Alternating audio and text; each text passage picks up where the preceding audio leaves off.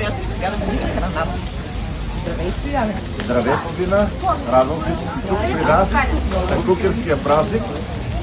Заповядай да готвиме заедно с теб. Аз съм подготвена за това ще Добре. Разкажи ми малко. Днес правим един празник в навечерието на сирни заговези, където показваме едно характерно ястие за този период и това е кървавица с задушено кисело зеле с мас. Една традиционна рецепта, много приятна, много вкусна. Имахме идея даже сами да си направим кървавицата, обаче е доста сложно, нали, така, и трябва някакви неща да се спазват.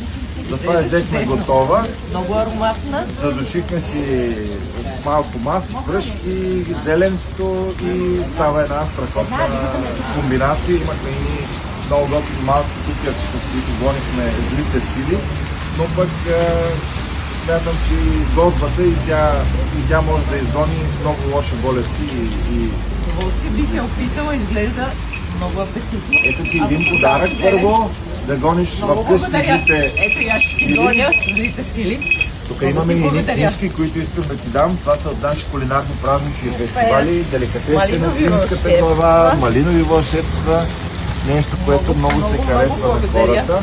Сега ще ти дам да пробваш от нашата гозба зелето, което така е задушено в мас. Е станало много вкусно и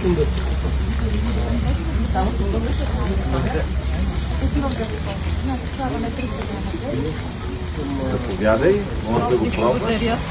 Има и Сега ще го пробвам, нали? много хубава сланинка от черен ангел. Обичаш ли сланина? Да, обичам. Обичам много. Благодаря. Направо черния. Влади ще има този нещо на което вие да Сланинката е висока. Искам да пробвам много. тази кървавица е готова директно за... Може така да се яде, може да кажете. Бурканите, когато Бурканите просто направо. Супер, благодаря ти, че си тук. Някакъв път ще се радвам да готвим някъде в твоите баири. Заедно. Да, Някъде. това е част Правим един супер.